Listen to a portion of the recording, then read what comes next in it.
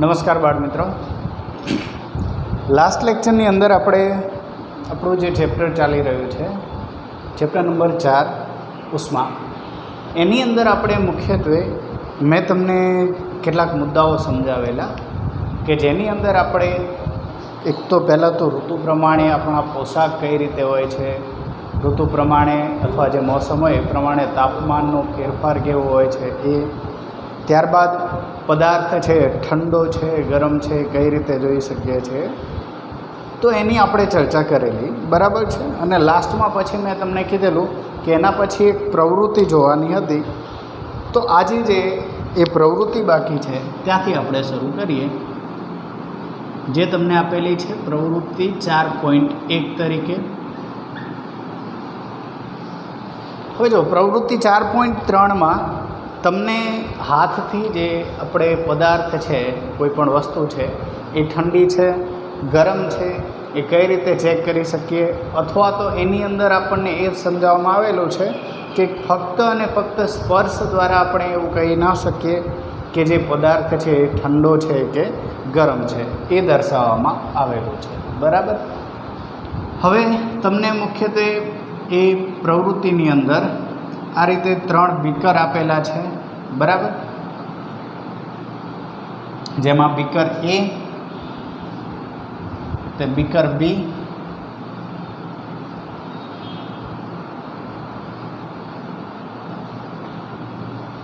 અને એના પછી બીકર સી.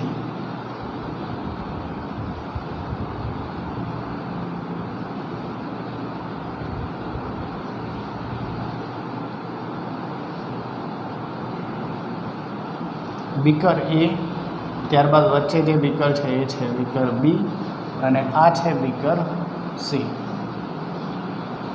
તો આ રીતે 3 બીકર લીધેલા છે. હવે એની અંદર તમારે પાણી ભરવાનું છે, બરાબર. એની અંદર શું કરવાનું છે? આપણે પાણી ભરવાનું છે. તો સૌથી પહેલાં આપણે જે બીકર છે એમાં અલગ અલગ 3 જે બીકર છે એની અંદર આપણે અલગ અલગ પ્રકારે પાણી ભરીશું.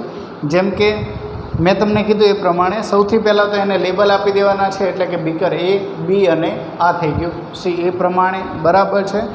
અને બીજી વસ્તુ એ ખાસ એક સૂચના છે, એટલે કે નોંધ છે એની અંદર, કે જ્યારે તમે બીકર લેતા હોય અને એની અંદર પાણી લો છો, ગરમ પાણી, બરાબર, ત્યારે આપણે એટલું બધું પાણીને ગરમ નથી લેવાનું કે જેનાથી આપણે દાઝી જઈએ, બરાબર, આપણી ચામડી જે છે એનાથી બળી જાય, એટલું બધું પણ આપણે એને જે પાણી છે એને ગરમ નથી લેવાનું. ફક્ત આપણે માઇલ્ડ, એટલે કે થોડું ગરમ હોય ને એવું, કે જેની અંદર આપણે સરળતાથી હાથ નાખી શકીએ અને આપણા હાથને કોઈ નુકસાન પહોંચે નહીં, એ રીતે પાણી લેવાનું છે, બરાબર. ત્યારબાદ જે બીકર એ છે અથવા પહેલો એ છે એની અંદર કેવું પાણી લઈએ આપણે? તો કે ઠંડુ પાણી. બીકર બીની અંદર આપણે ગરમ પાણી લઈએ.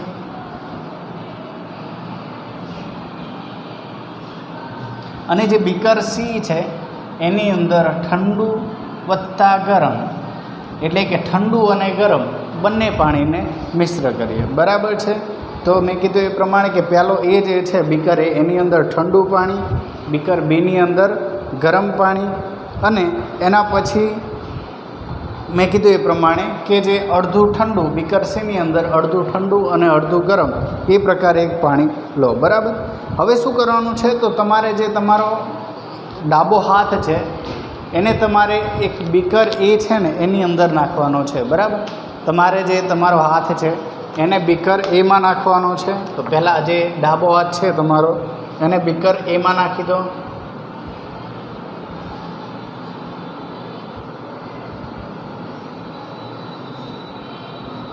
આ બીકર એમાં ડાબો હાથ, પછી એના પછી તમારો જે જમણો હાથ છે એને બીકર બીમાં નાખો.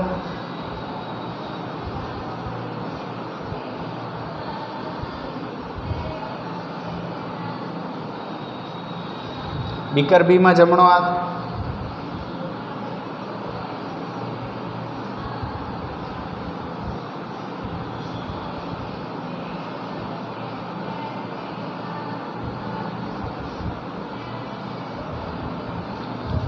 તો એની અંદર પહેલાં મેં કીધું એ પ્રમાણે કે તમારે તમારા જે ડાબો હાથ છે એને શું કરો? તો એને પહેલાં તમે બીકર એમાં નાખો. ડાબા હાથને શું કરો? તો એને તમે નાખો બીકર એની અંદર કે જેની અંદર તમે કેવું પાણી ભરેલું છે, તો જેની અંદર તમે ઠંડુ પાણી ભરેલું છે એને બીકર એમાં રાખો. ત્યારબાદ તમારા જે જમણો હાથ છે, બરાબર છે, તો એ જે જમણો હાથ છે એ પ્યાલા બીમાં એટલે જે બીકર બી છે એની અંદર ડૂબાડો.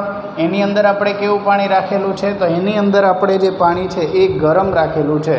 તો આપણો જે જમણો હાથ છે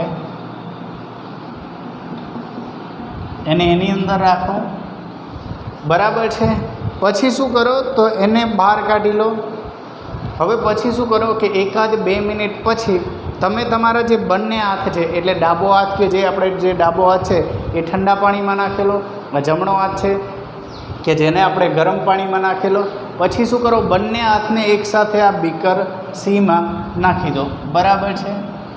પણ 1 કે 2 મિનિટ પછી તો ડાબો હાથ અને જમણો હાથ એને નાખો બીકર સીમાં કે જેની અંદર ઠંડુ પ્લસ ગરમ એટલે એવરેજ પાણી હશે, બરાબર. નહીં તો વધારે ઠંડુ હોય કે નહીં વધારે ગરમ હોય, બરાબર. સામાન્ય રીતે જો પ્રમાણ ગરમ અને ઠંડાનું સરખું હશે તો એ રૂમ ટેમ્પરેચરે આવી જશે, બરાબર છે.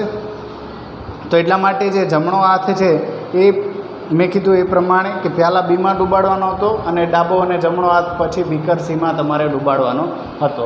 તો આના ઉપરથી તમને કેવો અનુભવ થશે, તો જો એની અંદર એવું થશે કે જ્યારે તમે બંને હાથ ડૂબાડો છો, બરાબર, ત્યારે જે તમારો ડાબો હાથ હશે ને એમાં એવું લાગશે કે આ જે પાણી છે ને એ ગરમ છે. ડાબા હાથને શું લાગશે, તો ડાબો હાથ અથવા ડાબા હાથને પાણી સહેજ ગરમ લાગશે, બરાબર. જે ડાબો હાથ છે એને પાણી ગરમ લાગશે અને જમણા હાથને કેવું લાગશે, તો જમણા હાથને જે પાણી છે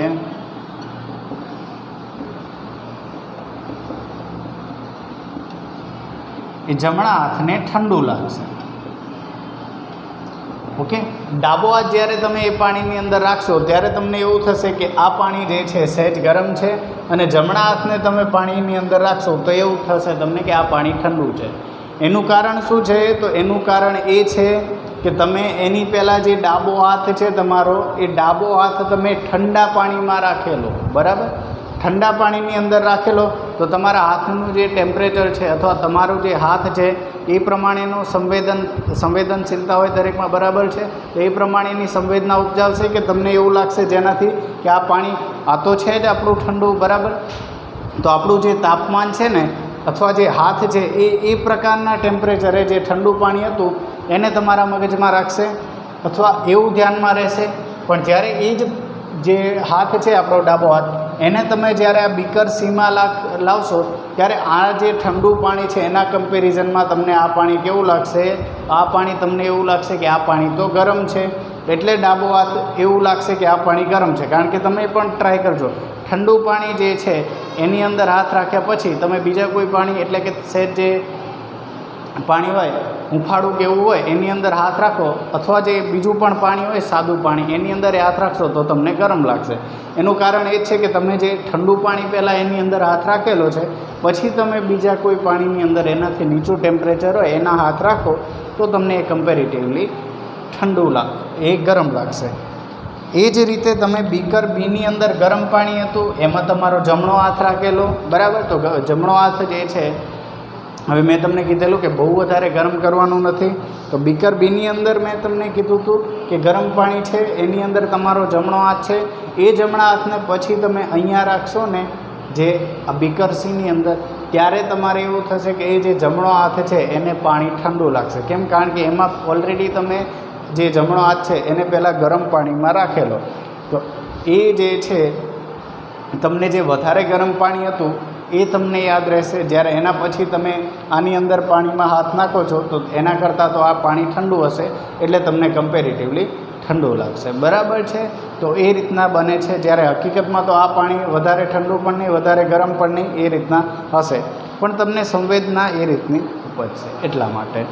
તો એટલા માટે આપણે એના ઉપરથી એક તારણ ઉપર એ આવી શકીએ કે ફક્ત અને ફક્ત સ્પર્શ એટલે કે જે આપણે હાથ એની અંદર ડૂબાડેલો છે એટલે આપણે સ્પર્શની વાત કરીએ તો એના ઉપરથી આપણે એવું કહી શકાય કે ફક્ત અને ફક્ત સ્પર્શ દ્વારા, બરાબર છે, ફક્ત અને ફક્ત સ્પર્શ દ્વારા આપણે એવું ન કહી શકાય કે કોઈ પણ વસ્તુ ઠંડી છે કે ગરમ.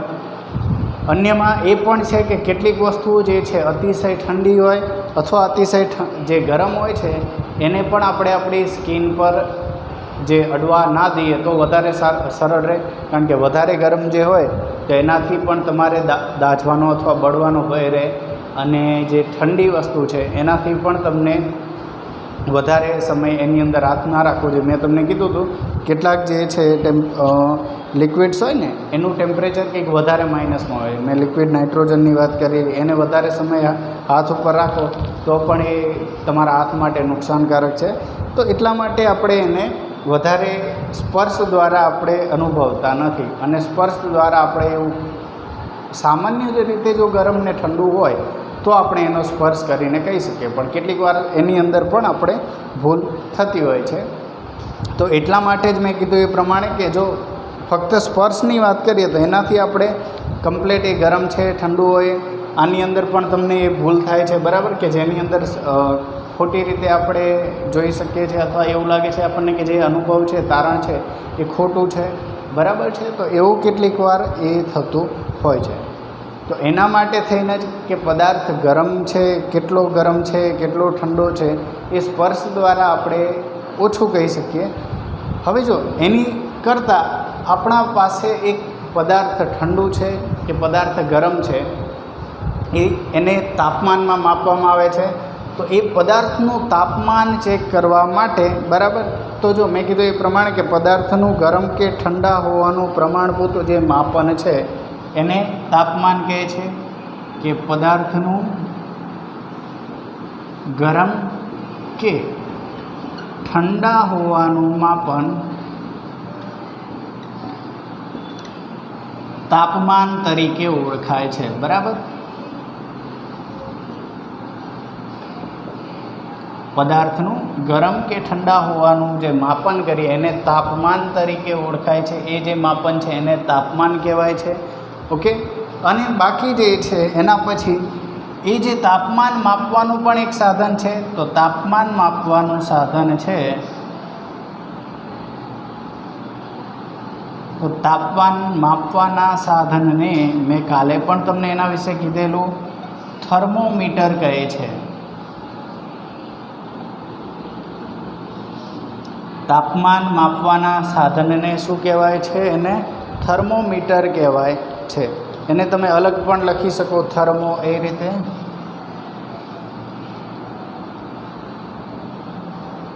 તો એ જે સાધન છે એને થર્મોમીટર કહેવાય છે. થર્મોમીટર તો જો કે દરેક વિદ્યાર્થીઓએ અથવા દરેક બાળમિત્રોએ ઓલમોસ્ટ જોયેલું જ હોય છે. મેં તમને કીધેલું કે જ્યારે તમે બીમાર હો સહેજ અને કદાચ તમે ડૉક્ટર જોડે જાઓ છો, બરાબર છે, ત્યારે સૌથી પહેલાં એ જેના વડે તમારે જીભની નીચે મૂકવાનું કહે છે, બરાબર છે, અને પછી જે એમ કરીને ચેક કરે છે. કદાચ કોઈ જો બાળક મિત્રો કદાચ એમના કોઈ કુટુંબીજન અથવા એવું હોય, પોતે બીમાર થયા હોય ને ક્યારેક ગયા હોય, અથવા કોઈ બીમાર થયું હોય ને એની સાથે કદાચ ગયા હોય તો ખ્યાલ હોય એવું કાંઈ ભાઈ બહેન કે એમને, તો કદાચ જોયું હોય તો તમને ખ્યાલ હોય, બરાબર છે.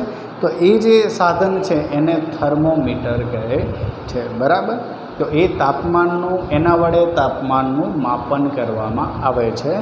તો હવે એ જે આપણો મુદ્દો છે તાપમાનનું માપન, આપણે એ જોઈએ અને એની અંદર આપણે થર્મોમીટરની સમજ મેળવીએ.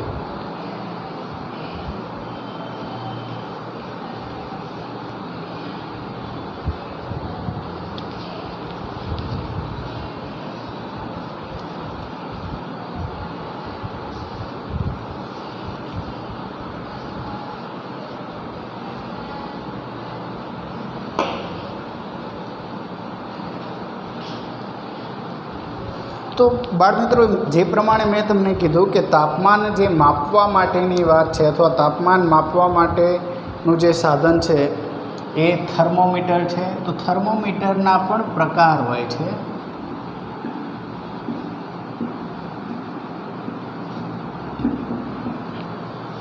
બરાબર છે. થર્મોમીટર જે હોય આપણી પાસે એના પણ પ્રકાર હોય છે.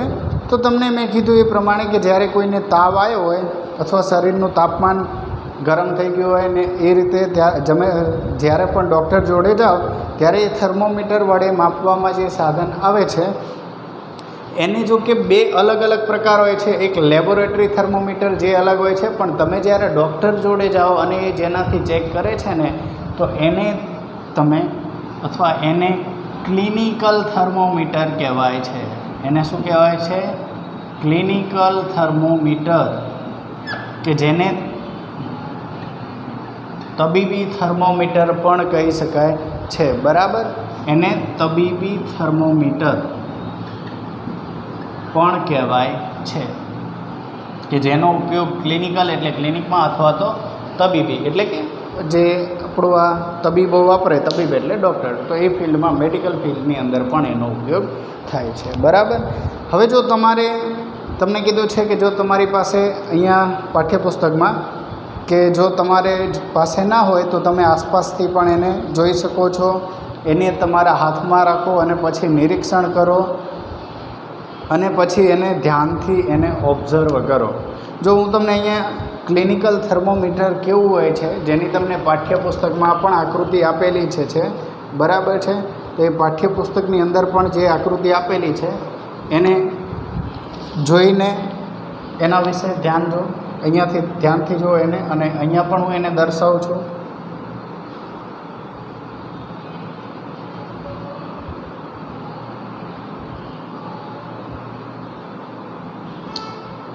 જો ખાસ કરીને તમને આ જે રચના છે ને, આ એક પેન્સિલ જેવી રચના લાગશે.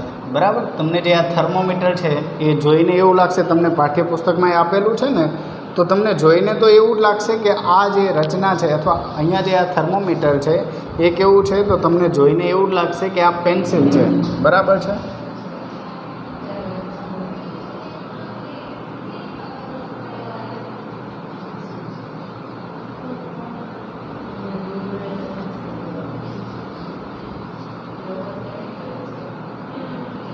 તો અહીંયા આ પ્રમાણે દર્શાવાય છે. અને જો ક્લિનિકલ થર્મોમીટર હોય છે એની રેન્જ હંમેશા 35 અંશથી લઈને 42 અંશ સુધી જ હોય છે. એનું પણ એક કારણ છે, એ પણ હું તમને હમણાં દર્શાવીશ કે ક્લિનિકલ જે થર્મોમીટર હોય છે એની રેન્જ કેમ એટલી હોય છે. તો અહીંયા તમને જે અંક દર્શાવેલા છે એ આ રીતે દર્શાવેલા છે.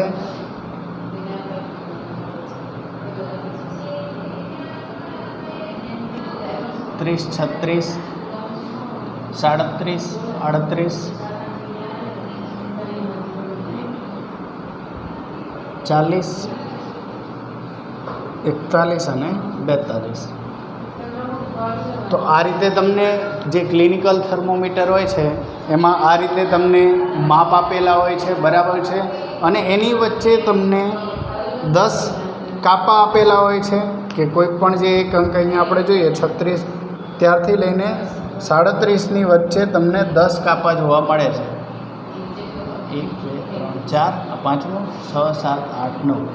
એ જ રીતે અહીંયા પણ 1, 2, 3, 4, 2, 3, 4.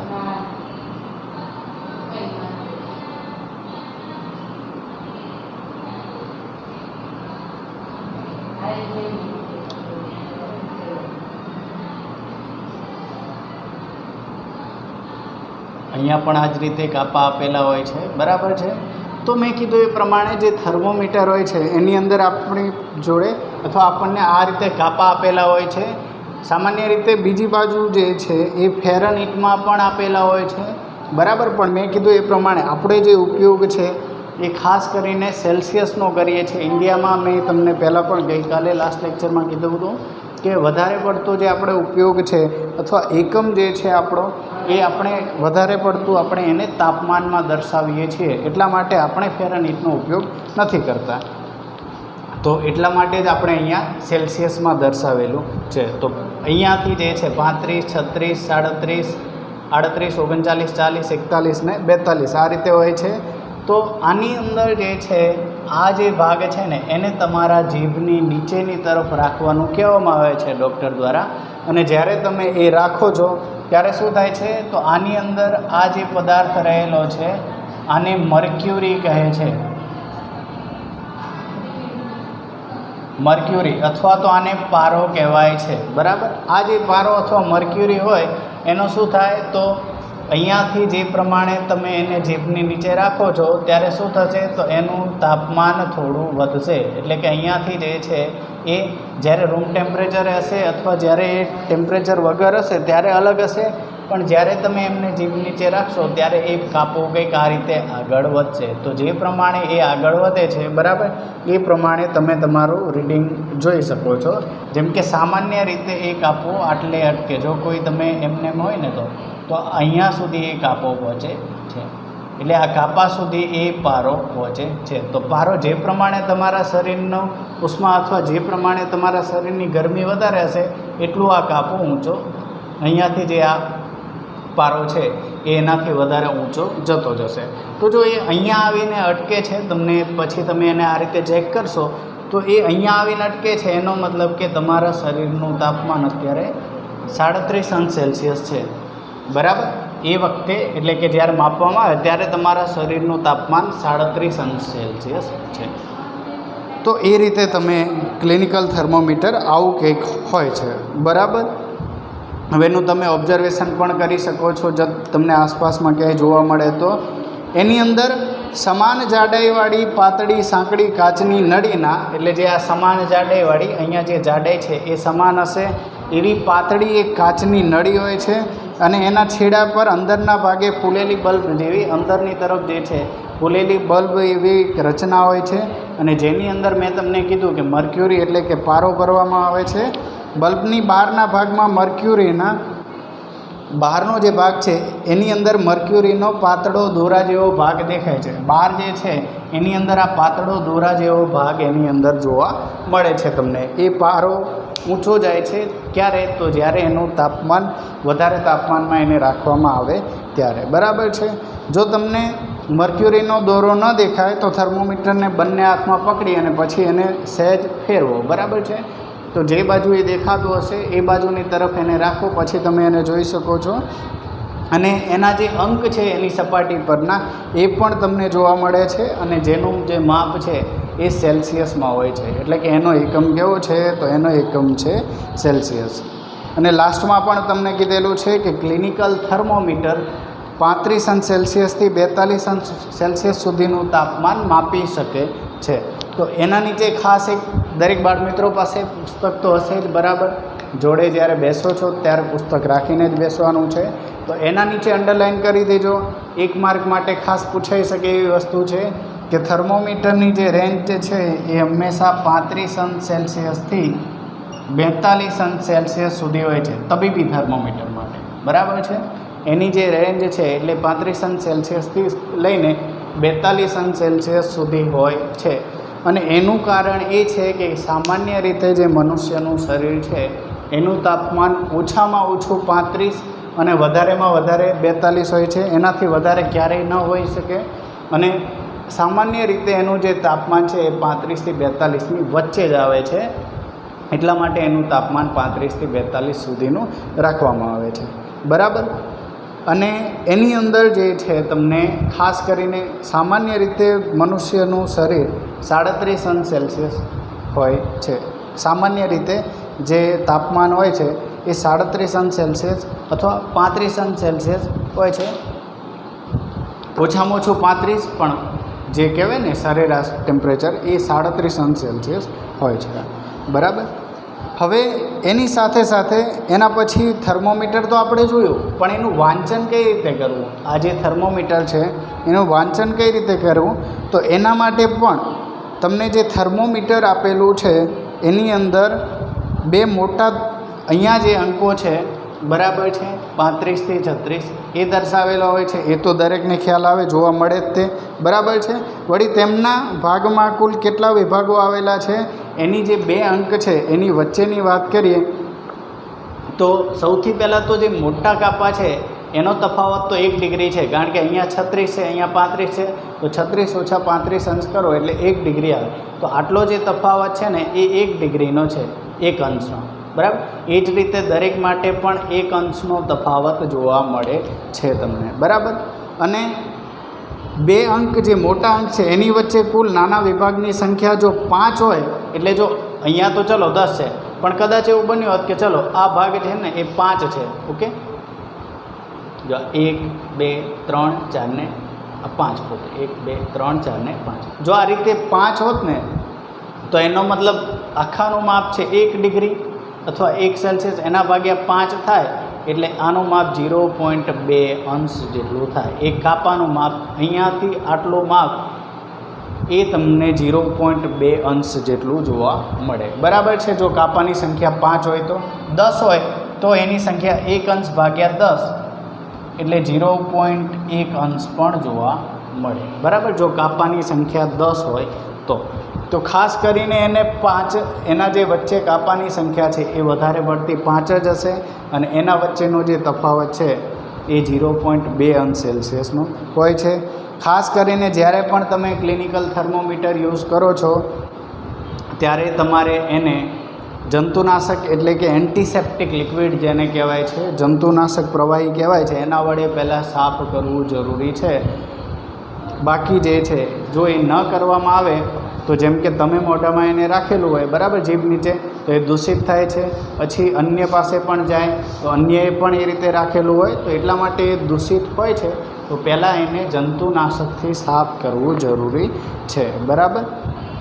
તો ચાલો એક તમને અહીંયા પ્રયોગ આપેલો છે કે જેની અંદર જે થર્મોમીટર છે એને એનાથી બરાબર પહેલાં સાફ કરી લો. પછી એને જે તમારો એને તમારા હાથમાં એ રીતે પકડો કે મર્ક્યુરી વાળો જે ભાગ છે એટલે આ ભાગ છે ને એને પકડો અને પછી એનો જે વિરુદ્ધ છેડો છે એટલે એનાથી તમે આ રીતે પકડી અને પછી આ જે છેડો છે એના તરફ આ રીતે પકડીને એને ઝાટકા આપો. બરાબર છે. આ રીતે તો એનાથી શું થશે તો એનાથી જે આ મર્ક્યુરી છે એની સપાટી થોડી ઊંચી આવશે, એનો પારો થોડો આગળ વધશે. બરાબર. અને પછી એનું માપન કરો એટલે કે પછી એને માપો. પછી શું કરો, હવે એનાથી જે છે મેં કીધું એ પ્રમાણે કે જ્યારે એ ઝટકાને થર્મોમીટરની નળીમાં, મેં તમને કીધું કે અહીંયા આ જે થર્મોમીટર છે, બરાબર, ઝટકા આપશો તો શું થશે, પારો ધીમે ધીમે ઊંચો ચડશે અને પછી એનાથી પછી જેમ એને સ્થિર રાખશો તો પછી એ પાછો નીચો જતો રહેશે. પછી એને જીભના નીચે રાખીને પણ અવલોકન કરવાનો ટ્રાય કરો તો પણ તમને જોવા મળશે. પછી તમે તમારા જે જીભ છે એની નીચે રાખીને પણ ટ્રાય કરશો ને તો પણ તમને જોવા મળશે. અને મેં કીધું એ પ્રમાણે હમણાં કે તમારા શરીરનું સામાન્ય તાપમાન 37 અંશ સેલ્સિયસ હોય છે. સામાન્ય તાપમાન કેટલું હોય છે? 37 અંશ સેલ્સિયસ. અને મનુષ્ય શરીરનું જે તાપમાન છે એ 35 અંશ સેલ્સિયસથી લઈને 42 અંશ સેલ્સિયસની વચ્ચેનું હોય છે. તો આ થાય 37 અંશ સેલ્સિયસ. એ સરેરાશ તાપમાન છે. તમને જો પેજ નંબર 37 ઉપર સામેના પેજ ઉપર આપેલું પણ છે કે માનવ શરીરનું સામાન્ય તાપમાન 37 અંશ સેલ્સિયસ જ હોય છે અને તાપમાન તેના એકમ સાથે જ દર્શાવાય છે. તાપમાન હંમેશા એના એકમ સાથે જ દર્શાવાય, એકમ વગર દર્શાવાતું નથી. જેનાથી પછી પણ આપણે અહીંયા એક પ્રવૃત્તિ એના પછી 4.3 આપેલી છે. હવે એક કામ કરીએ આપણે, અહીંયા આપણા લેક્ચરનો જે સમય છે એ પૂરો થાય છે, લેક્ચરનો ટાઈમ પૂરો થાય છે એટલે આપણે અહીંયા આટલે સુધી રાખીએ. પ્રવૃત્તિ જે 4.3 છે અને એનાથી આગળ એ આપણે નેક્સ્ટ લેક્ચરમાં ડિસ્કસ કરીશું. તો અહીંયા આપણે આટલે સુધી રાખીએ. આભાર.